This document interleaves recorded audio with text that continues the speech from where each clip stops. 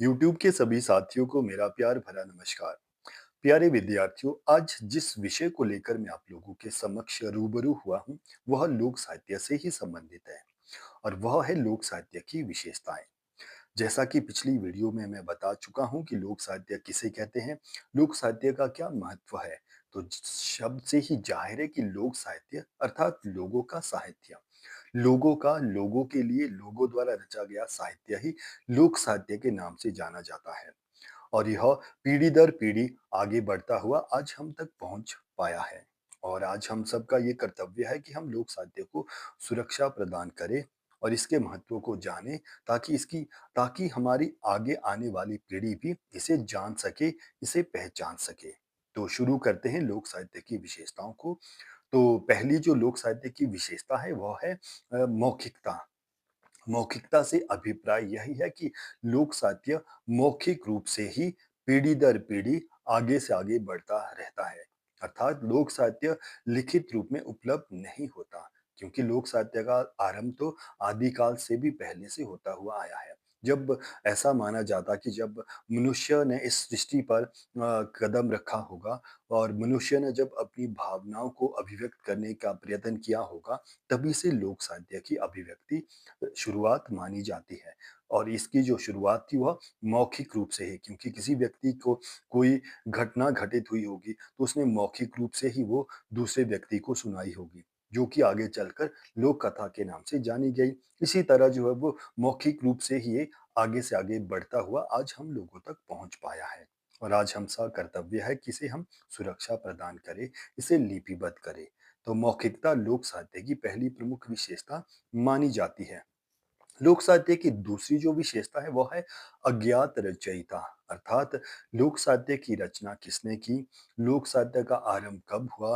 अर्थात लोक साहित्य की जो बहुत सी विधाएं हैं जिनमें लोक कथा है, लोक गाथा है, लोक नाट्य है, इनका आरंभ किसने किया होगा, कौन वह व्यक्ति हुआ होता होगा, कौन वह व्यक्ति होगा जिसने पहली बार लोक कथा को सुनाया होगा, कौन वह व्यक्ति होगा जिसने पहली बार लोक गीत गाया होगा, कौन यह व्यक्ति होगा जिसने पहली बार लोक नाट्य का मंचन किया होगा। अर्थात इस बारे में इतिहास मौन है। अर्थात लोक साहित्य का जो रचयिता है वह अज्ञात है, हम ये नहीं जान सकते। जैसा एक उदाहरण मैं देना चाहूंगा, अगर हम किसी घने जंगल में, किसी बड़े जंगल में घने वृक्षों के बीच जाए, तो आप और हम ये कोई भी अंदाजा नहीं लगा सकता है कि हाँ कौन सा वृक्ष पहला होगा और कौन सा वृक्ष आखिरी होगा। क्योंकि इसी तरह लोक साहित्य की जो रचयिता है वह भी अज्ञात है। हमें नहीं मालूम कि लोक कथा पहले आई होगी, लोकगीत पहले आए होंगे और किसने वो लोकगीत को गाया होगा, किसने लोक कथा को सुनाया होगा। इसलिए ये अज्ञात रचयिता इसकी दूसरी प्रमुख विशेषता है।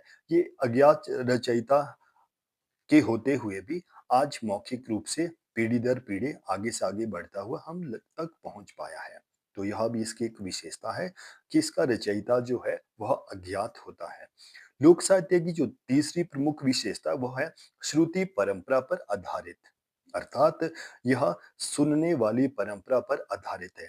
जितना महत्व लोक साहित्य में मौखिकता पर होता है, क्योंकि एक व्यक्ति मौखिक रूप से लोक कथा को सुनाता है, लोक गीत को गाता है, तो दूसरा व्यक्ति जो है वो उसे अपने कानों से उसे सुनता है और सुनकर फिर आगे उसकी अभिव्यक्ति करता है। इसलिए जितना महत्व लोक साहित्य में मौखिकता है का है, उतना ही महत्व श्रुति परंपरा पर भी है।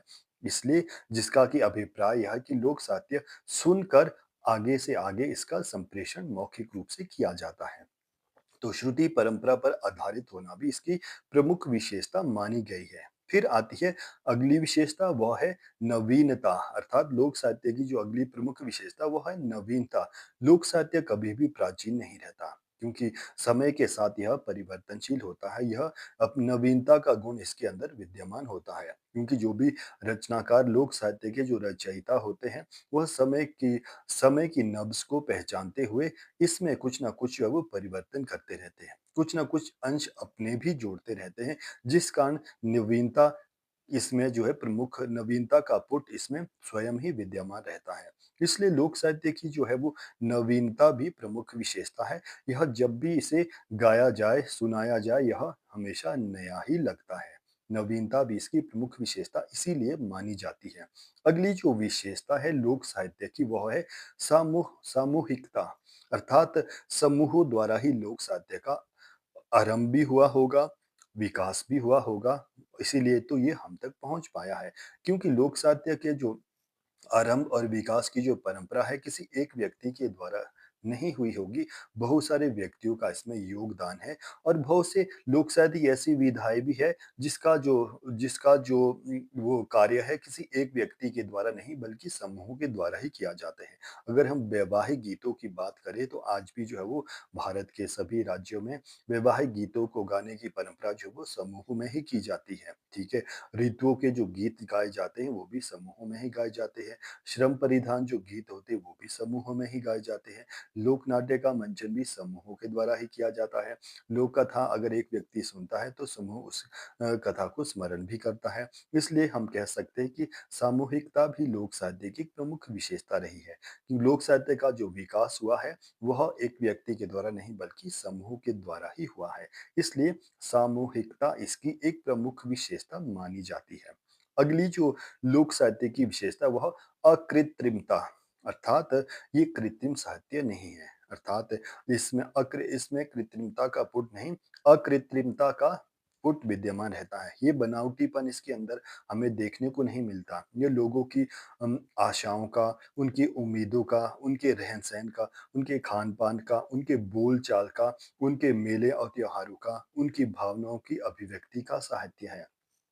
इसलिए इसमें बनावटीपन नहीं बल्कि यह इसमें यथार्थता इस साहित्य के अंदर विद्यमान रहती है। इसलिए अकृत्रिमता भी लोक साहित्य की एक प्रमुख विशेषता मानी जाती है। अगली जो लोक साहित्य की विशेषता है वो है कलात्मकता।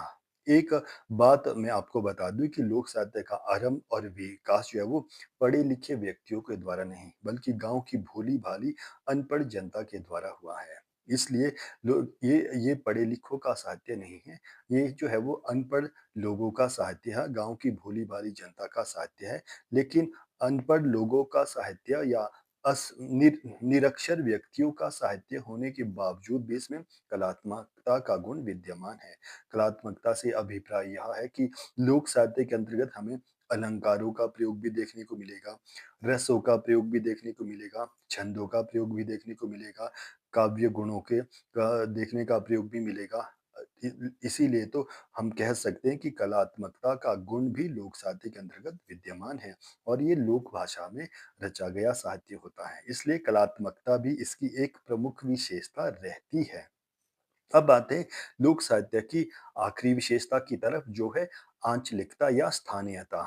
आंचलिकता और स्थानीयता का गुण भी लोक साहित्य के अंतर्गत हमें विद्यमान रहता है। लोक साहित्य में विद्यमान रहता है।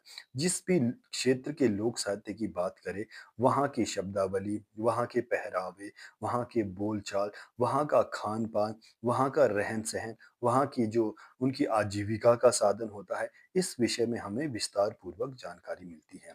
वहाँ आंचलिक शब्दों का प्रयोग भी उनके साहित्य में देखने को मिलता है। कहने का अभिप्राय यह है कि लोक साहित्य में आंचलिकता या स्थानीयता का पुट भी विद्यमान होता है।